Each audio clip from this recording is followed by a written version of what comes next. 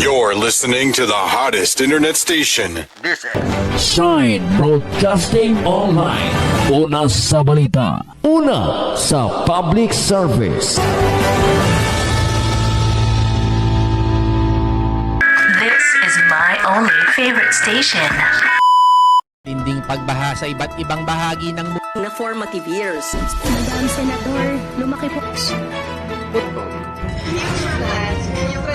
Pilipinas sa panibagong marahas na aksyon ng China laban sa 17 sa Pro 8, Mobile Channel numero 13, John Branden. Operasyon tapos sa pilot ng mga rin sa Comando Brand. Kadali sa Motor Committee, Mobile Journal numero 10, Richard Calvario, para sa Shine Balita Online.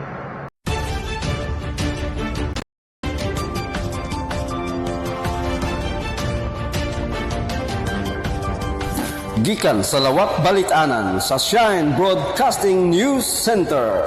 Kini ang Shine Balita. Ug karon, ania ang inyong anchorman.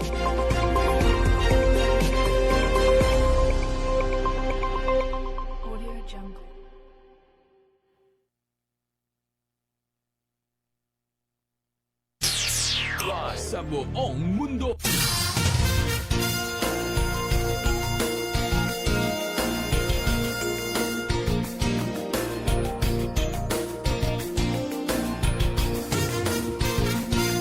Maayong hapon, Luzon, Visayas, Mindanao. Maayong hapon, mga ka-shine. Labi na yun din sa lungsod sa Damulog.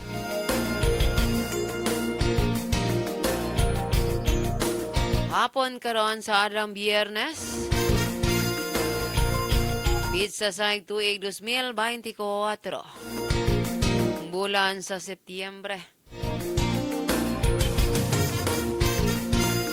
Aniyan ang sab kita sa atong balita Nationwide Afternoon Edition.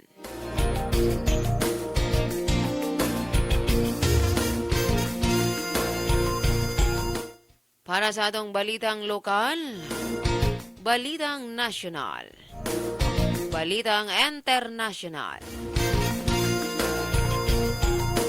o balitang paugnat sa kusog.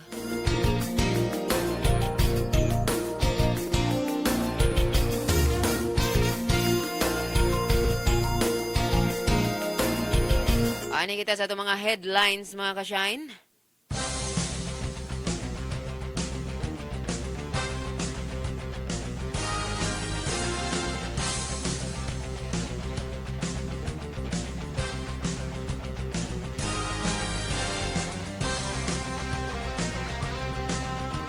Sa atong headlines, sa atong balitang lokal, tindiro sa barbecuehan, gipusil sa nagparon ingnong customer critical. Sa buong mundo. Sa atong ikaduhang balitang lokal,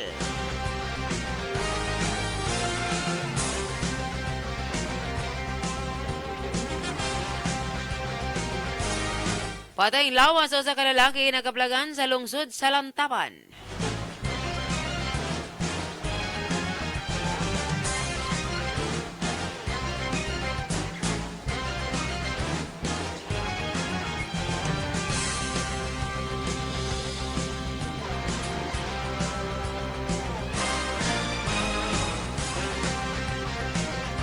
Og sa headline sa atong mga mobile journal.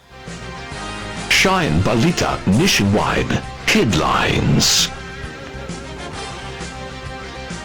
O mga kasyen sa atong balitang regional, Bohol bideklara og staff of emergency human misaka ang kaso sa dengue.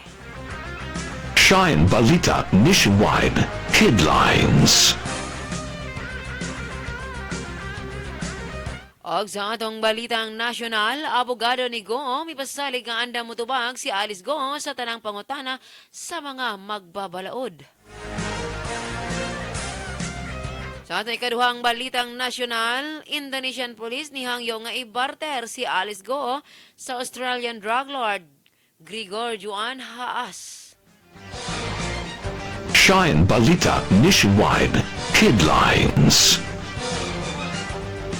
Og sa atong balitang international, missile strike sa Russia, mikalas og dulan 50 ka kinabuhi og kapin 200 ka mga samaron.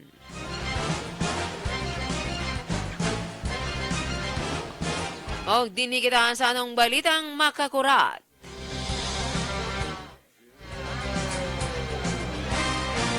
Sa atong balitang sports, rain or shine, nagpabiling walay pildi, pinaagi sa pagpukan sa Phoenix.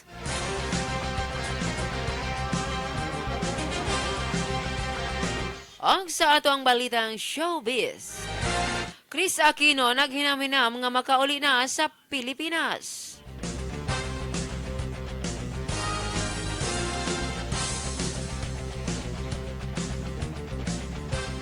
O ato sa pag-asusihon ang mga headlines sa itong mga mobile journal. Maing hapon diha mobile journal chief reporter Vicky Custodio.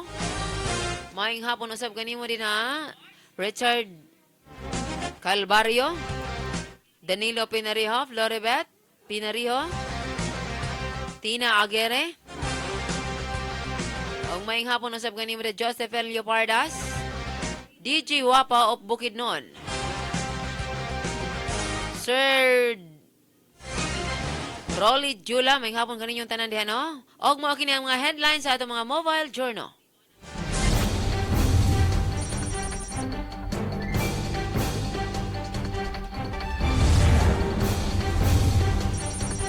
Ikan sa atong mobile journal numero 16. Governor John Vic Remulla at Congressman Jolo Revilla na mahagi na mga gamit para sa mga barangay tanod sa 7 distrito ng Cavite kasama ang ilang lokal na opisyal.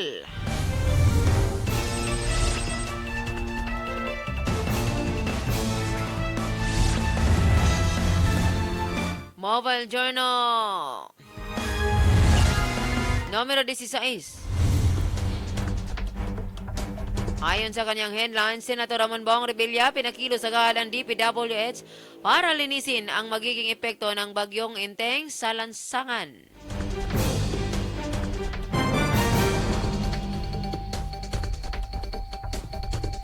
At ang headline naman ni Mobile Journal numero 15, Floribet Penariho.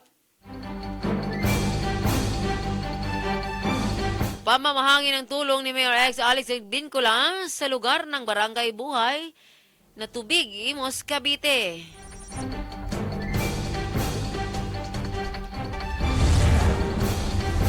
At sa headline naman ng ating chief reporter, Vicky Custodio, ordinansa ng San Juan City tinutukan ni Senador Jinggoy Estrada.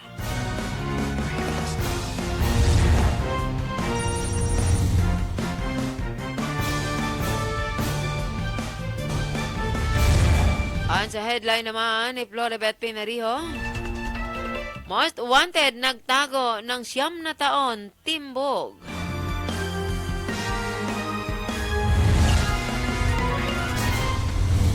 Og mga ko mga headlines sa atong mga balita, mga ka-shine, karon nga hapon.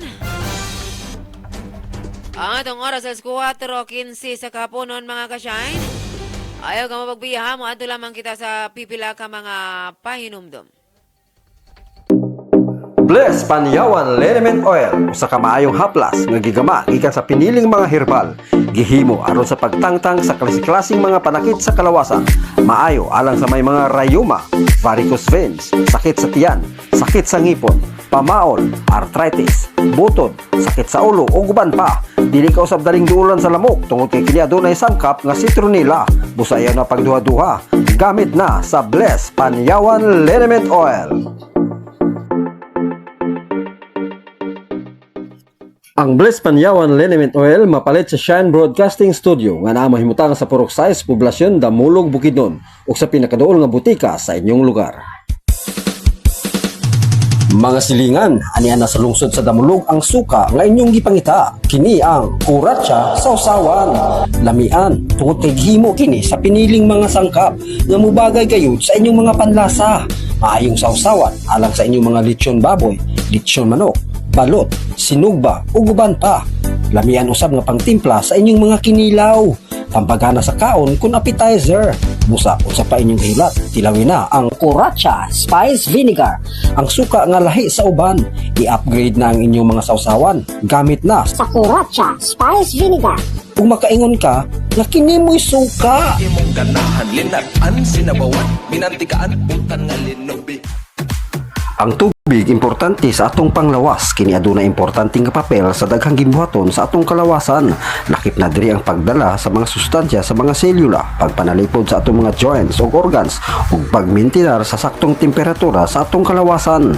Ang pag-inom og igong tubig makatabang aron makapugong sa dehydration o aron mahilikay kita sa constipation o kidney stone. Sa higala, matasana sa pag-inom og tubig matag adlaw. Ani ana ang Rose Droplets Water Refilling Station. Anda mo serbisyo kaninyo ug makasiguro ka nga limpyo ug masaligan ang ilang tubig. Andam usab silang mo deliver diha sa inyong panimalay. Tawagi o text lamang sa cellphone number 0951-837-1543 o pangitaa ang ilang buutan ug maabebihon nga tag-iagtag numala nga si Mr. and Mrs. Genevieve Codilla Garcia. Rose Droplets Water Filling Station for clean and safe drinking water. Ang Rose Droplets Water Filling Station ana mahimutang sa Purok 7, New Talamban Spring, Kibawi, Bukidnon.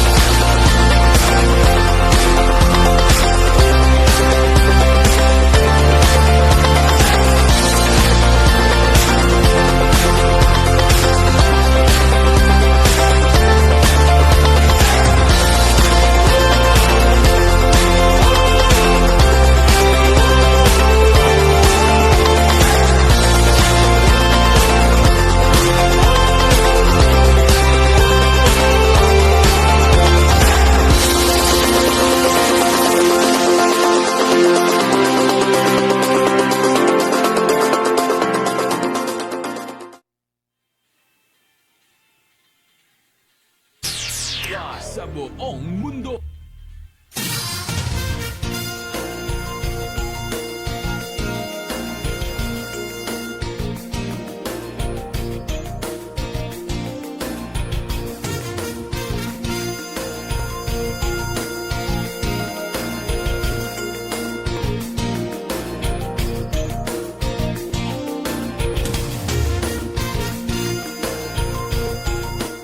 Og mo kini mga kasyayan ng sulod sa atong mga balita. Sa atong balitang lokal, atong unang balitang lokal. Tendero sa barbecuehan gipusil sa nagparuning ng customer critical. Critical ang kondisyon sa tendero sa barbecuehan human gipusil sa wala mayroong suspect ka nagparuning ng customer pasadas 9 sa gabi atong Martes dito sa National Highway Pro 3 San Jose, Quezon, Bukidnon. Ang biktima o sa 46 sa anyos nga lalaki. Sigon sa report yung kamulo og kabkam sa gilutong barbecue ang biktima sa dihang kalit nga miabot ang suspitsado nga nagparuning ng customer. Sa wada mga panghitabo kalit nga mihomblot kung may bunlot og armas ang mga individual og gipusil ang tindirong biktima. Naghigagom og samad pinusilan sa tuong aping ang biktima kinsa daling gidala sa tambalanan. Na-recover sa crime scene ang usa ka basiyo sa kalibre 45 nga pistola. Samtang misibat padulong sa wala masutang direksyon ang suspitsado human ang pagpamusil. Padayon karon ang ginalusan nga investigasyon sa kapulisan sa pag-ila sa sospek ug pagsuta sa motibo sa krimen.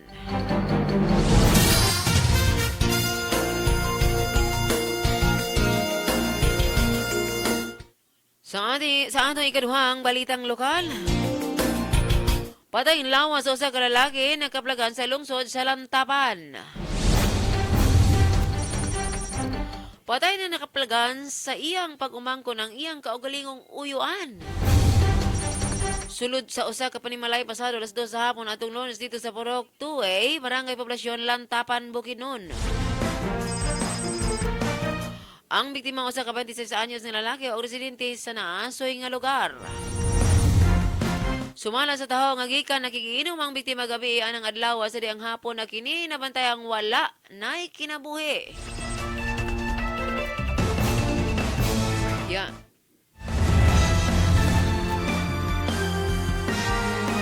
Gidala sa Bukidnon Provincial Medical Center ang maong patayng lawas o wala raw sa nakitang foul play sa insidente.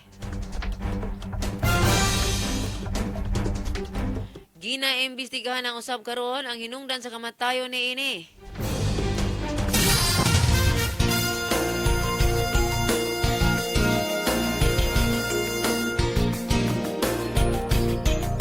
Ang atong pagkasusiyon ng mga balita sa atong mga mobile journal.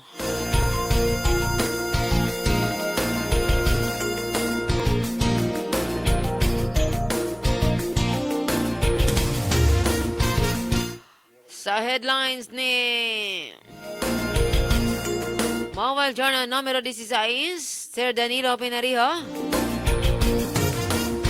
Ayon sa kanyang headline, Barangay Chairman itinumbahan ng riding in tandem. Sir Dan, go ahead.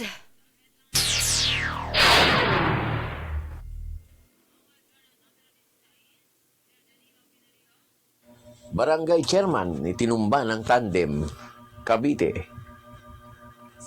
Patay matapos pagbabarilin ng riding in tandem ang isang kapitan ng barangay habang tumutulong sa kanyang mga health workers sa pagtatabas ng mga damo sa barangay Tulay A, Maragondon, Cavite nitong Sabado. Hindi na umabot pambuhay sa pagamutan ng biktima na kinilalang si Rigo Tanagas, 53 anyos, may asawa, residente at kasalukuyang chairman ng Barangay Tulay A, Maragondon. Hindi naman nakilala ang dalawang armadong suspek na magkaangkas sa isang motorsiklo nang mabilis na tumakas matapos ang pamamarila sa investigasyon ng pulisya alas 7:15 ng umaga kahapon nang maganap ang insidente habang abala ang chairman sa pagtulong sa kanyang mga barangay health workers na mga nagtatabas ng damo sa nasabing lugar. Nang biglang dumating ang dalawang sospek sakay ng isang Honda Click na motorsiklo, tinapatan ng sospek si Kapitan Tanagas at dito siya sunod-sunod na pinagbabarila bago sila mabilis na tumakas na itakbo pa siya sa subalit idineklara ng dead on arrival. Kasalukuyan nang nagsasagawa ng investigasyon ang pulisya upang matukoy ang nasa likod ng pagpatay sa chairman at motibo sa krimen. Ang balitang ito ay hatid sa atin ng Bless Panyawan Liniment Oil mula sa Tansa, Cavite, Mobile Journal number 16. Danilo Penarejo nagulat para sa Shine Balita Online nationwide. Sa buong mundo. Maraming salamat sa iyong balita, Danilo Penarejo, Mobile Journal numero 16. Ang sa atong balitang regional,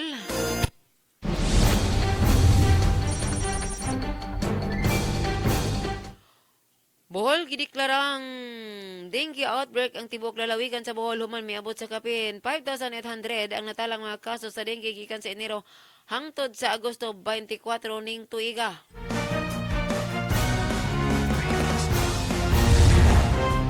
Diin ang Bohol naglumba sa pagkontrolar sa pagdagsang sa dengue og mahimong modeklarar og state of calamity samtang musaka ang mga kaso.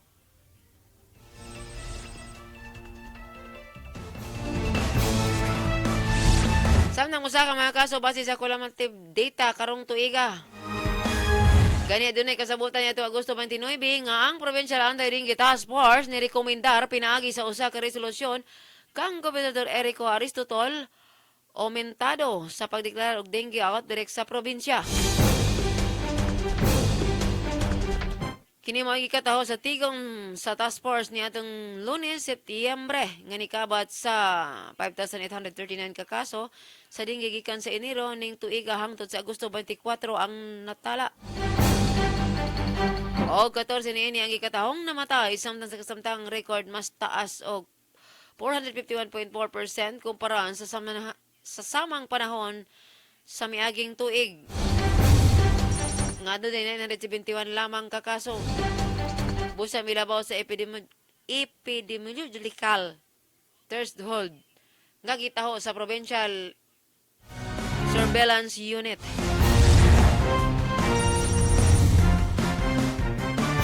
Base sa report sa PESO, 24 kalungsod sa probinsya ang kwalipikado na nga modeklarar sa outbreak samtang pipila kalungsod ang potential outbreaks.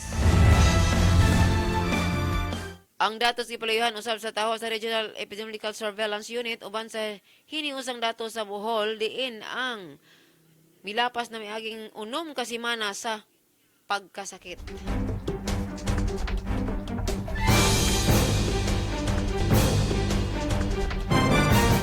Dugang pagipasalig ni Amentado nga ang paghamtang sa probinsya pinaagi sa Provincial Health Office mihimog mga gikinahanglang aksyon aron masumpo ang nagkataas nga kaso sa dengue.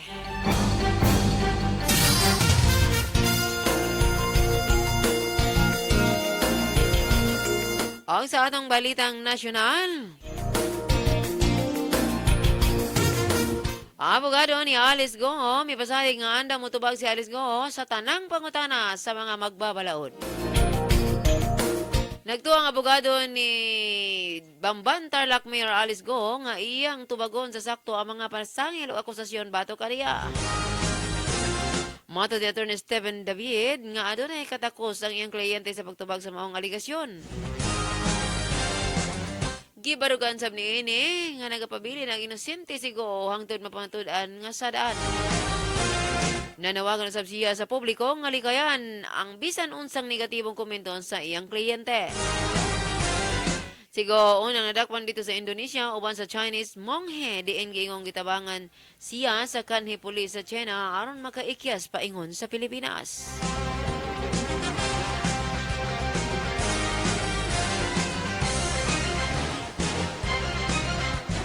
Ang sa headline sa itong Mobile Journal numero 15.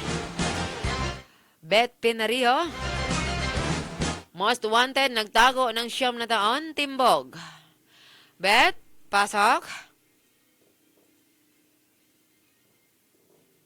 Aksyon. Magandang araw mga taga-Shine at sa inyo rin Uncle Jay. Most wanted, nagtago ng 9 na taon, timbog.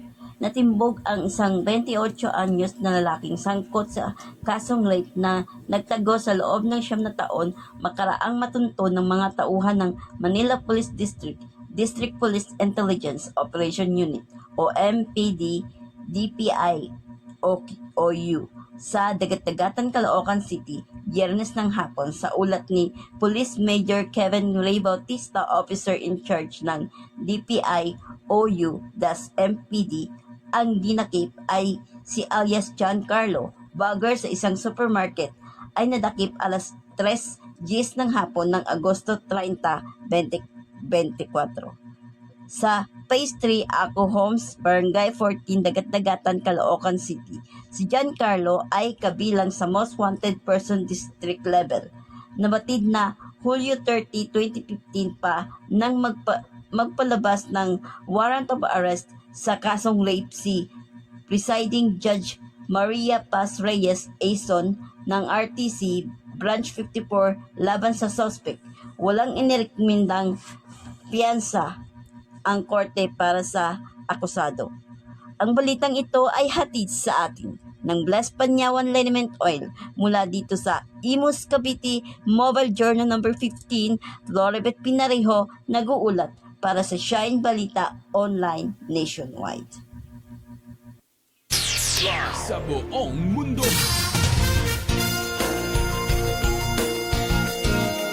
Maraming salamat. Maraming salamat sa iyo, Beth.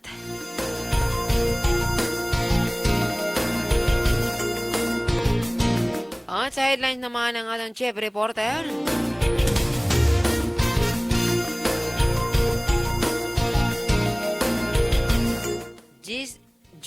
GCash Act accessible sa lahat. Mobile Journal numero 17. Vicky Custodio, Vicky.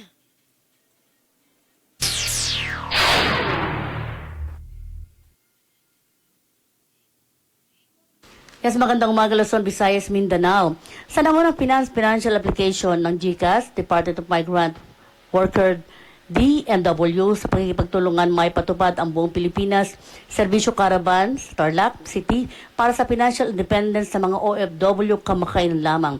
Sa ilalim ng temang Bagong Bayani Kaagapay sa Bagong Pilipinas, ang 2-day events program ay naghandog ng mga serbisyo para sa OFW at kanilang pamilya rather katulad ng pre-employment, anti-illegal recruitment orientation, seminar, welfare and legal assistance, at reintegration support gaya ng comprehensive government financial services. Nagsagawa rin ng financial literacy program ang GCash upang mabigyan ng oportunidad ang mga OFW na epektibong mabudget ang kanilang mga pera, maturuan sa tamang pag-iipon. Pinakita at inilahad ni GCash ang kanilang mga serbisyo katulad ng ligtas na money transfer, savings account, insurance, lending and investment option. Sa lahat ay makikita sa GCash app. Ayon kay GCash International General Manager Paul Albano, ang mga serbisyong ito ay nakahanay sa misyon ng kumpanya na mabigyan ng financial access sa mga Pilipino sa buong mundo. Ayon naman kay GCash Head Overseas Acquisition Marketing Adrian Galang, ang mga serbisyo ng GCash ay accessible sa Pilipinas at sa ibang bansa upang mapag-igting ang ahensya ng financial wellness. Samantalang, sinabi ni DMW USEC Patricia Yvonne Fiway Kaunan na makikita sa ahensya ang kahalagahan ng pakikipagtulungan ng mga lokal na ahensya sa mga pribadong institusyon katulad ng GCash upang matulungan ng mga Pilipino na epektibong magamit ang kanilang finances. Bukod pa sa mga serbisyong GCash, patuloy pa rin ang kumpanya sa pagpapalawak ng kanilang serbisyo sa iba't ibang panig ng mundo, kagaya ng Canada, United Kingdom, Italy, Spain, United States, Germany, Qatar, Japan, Kuwait, South Korea, Taiwan, Hong Kong, Singapore, Australia, upang mapag-igting ang kanilang misyon na Finance for All. Ang balitang ito hatid sa atin ng Blaise Panyawan Liniment Oil mula dito sa lungsod ng San Fernando, Pampanga.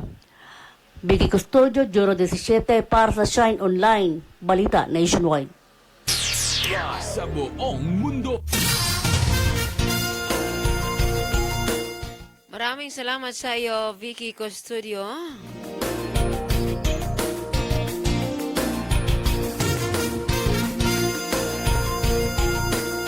At sa ating balitang nasyonal,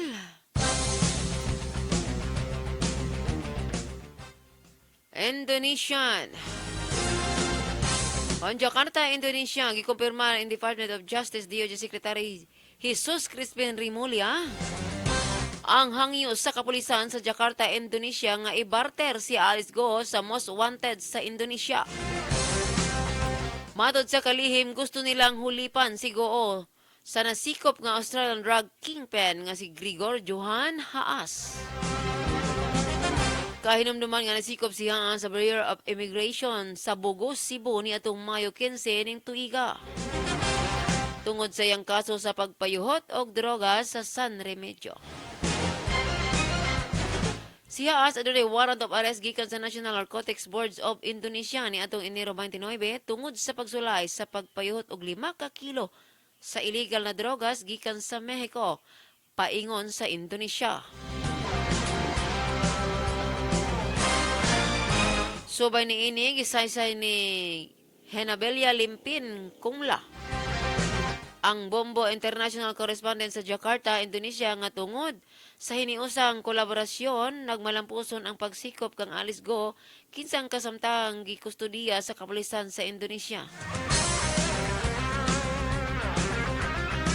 Gidugang paniini nga tungod usab kasabutan sa mga ASEAN members nga natinguha nga mahibalik ang mga kriminal o mga individual nga adunay tulubagon sa balaod sa usa ka nasod kay mahanay ang ilang pagbalik.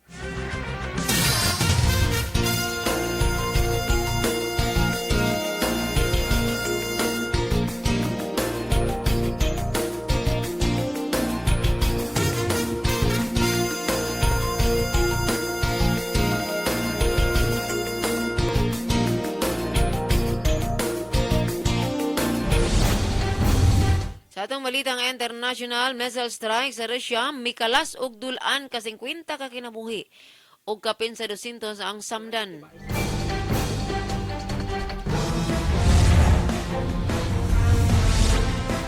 Dulan 50 ka tawo ang patay og kapin 200 na samdan sa dihang ang Russia miigo sa Military Institute sa sentro nga lungsod sa Polvata.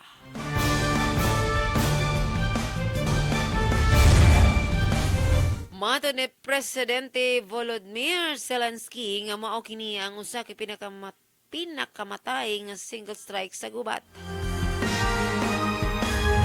Gisulti ni Zelensky nga ang puwersa sa Russia naigo sa duha ka ballistic missiles nga nakadaot sa usa ka building sa Military Institute of Communications.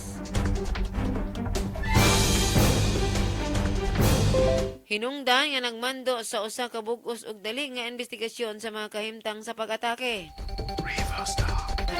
Gisuli niya ang iyang panawakan alang sa dugang mga depensa sa hangin sa kasadpan ug gaawhag nga ang kaalyado nga tugutan ang ilang tag-as nga mga hinagiban nga magamit alang sa mga protest nga mas lawom sa teritoryo sa Russia aron mapanalipdan ang Ukraine.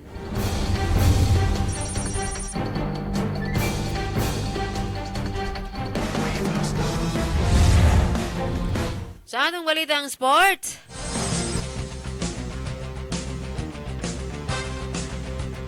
rain or shine, nagpabiling walay pildi pinaagi sa pagpukan sa Penex. Nagpabiling walay pildi ang rain or shine, Elasto Painters sa pagpadayon nga PBA 49th Season Governors Cup. Kinihuman nila gipili ang Penex sa score nga 116-99. Sa duwa nga ipighayon sa Ninoy Aquino Stadium. Si Adrian Noco mo'y bida sa kadaugan nga nitala og 21 ka puntos aron makakuha og 4 kadaog ug walay pili samtang si Aaron Fowler adunay 28 puntos. Kini nagpabiyan kanila nga naginusara sa walay pilding pwesto sa Group B diin ang Phoenix walay daog sa 3 ka 2. Sa sinugdanan nahuptan sa Phoenix ang bintaha hangtod nga na-controller kini sa rain or shine. Giangko ni rain or shine coach Yeng Giao nga wala gipasagdan ang duwa sa Phoenix hangtod sa katapusang duwa. So congratulations sa rain or shine, no?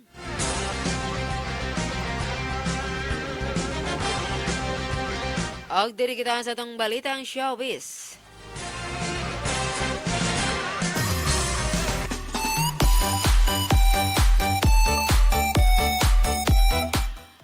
Sa atong balitang showbiz, Chris Aquino naghinam-hinam nga makauli na sa Pilipinas. Naghinam-hinam na ang tres host nga si Chris Aquino nga makauli na kini pagbalik sa Pilipinas. Kini human sa iyang pagpatambal sa sakit nga autoimmune sa California sukad ni adtong 2022. Sa social media account sa iyang hairstylist nga si Cremora Bernabe, diin nagpost kini og video sa aktres. Ingon man nga gikalipay sa iyang mga fans sa dihang na matikdan nila nga lagsik na pagbalik si Chris Aquino. Una niingon ang iyang anak nga si Bimbi nga posibleng makauli ang iyang inahan sa buwan sa Setyembre o Oktobre. So, nalipay ang mga fans ni Chris Aquino no kay ang veteranang aktres o ang TV host. Mes Chris Aquino, mauli na sa Pilipinas.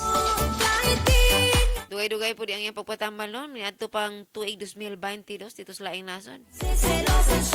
So, welcome back, Miss Chris Aquino.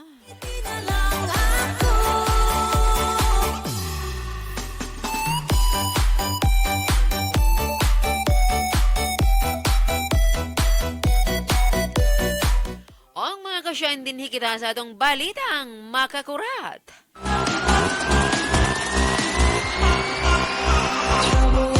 Kini makuratan jud ka mo niini kay imposible. Makano na kamurag na ang siya naman siguro ni. Dito sa England, usa ka bride ang nagpakasal sa iyang kaugalingon. Mao ka na tong balitang mga kurat mga pangka, ha?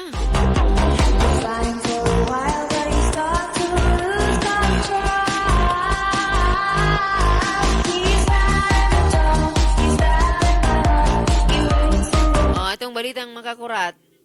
Diya sa England, nagpakasal sa iyang kaugalingon ng 31 anyos ng babae. Nga taga-England, human kinigiilad sa iyang fiancé. Unom kaadlaw sa dili pa ang ilang kasal. Gila ang bride nga si Lindsay Slater, diin nag-viral kini human gipost sa friend na Lindsay nga si Beth Page ang highlight sa selebrasyon. Base sa report sa The Box Herald nga nasakpan si Lindsay, ang iyang untang groom nga adunay laing karelasyon giingong nilayas kini sa ilang balay.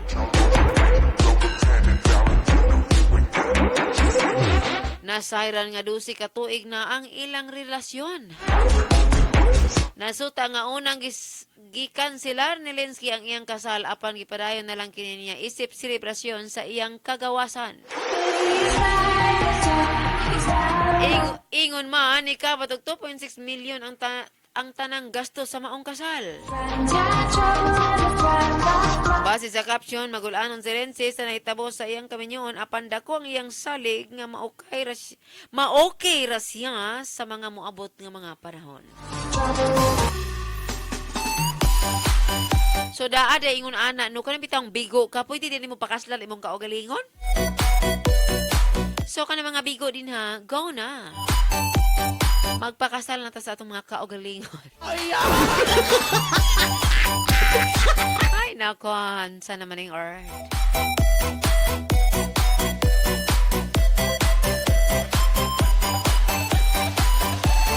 Mao ka na mga ka-shine, no? Mao ka na itong balita nationwide afternoon edition. Apan sa dili pa mga pangga, doon ay pahabol din eh. Ang Grande Barbershop ng inahanglan og usa ka barbero. Kinsa katong mahilig diha manggupet. Nagwante ang Grande Barbershop o barbero mga ka-shine. Kanang responsable sa iyong trabaho. Dili nang sayo mo ulit, dugay mo duty, oh. Kanang bitong responsable sa iyong trabaho. Boy naman, oh, iniyo ha. Oh, gala mga ka-shine, ha? Taka lamang ninyo si Ate Jam.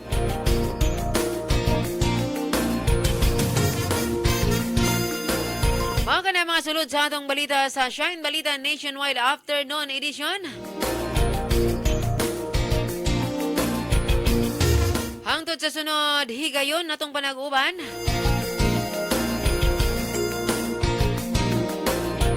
Ako temporaryong manamilit kaninyo. Og sa gihapon, dalay ko na ang Diyos.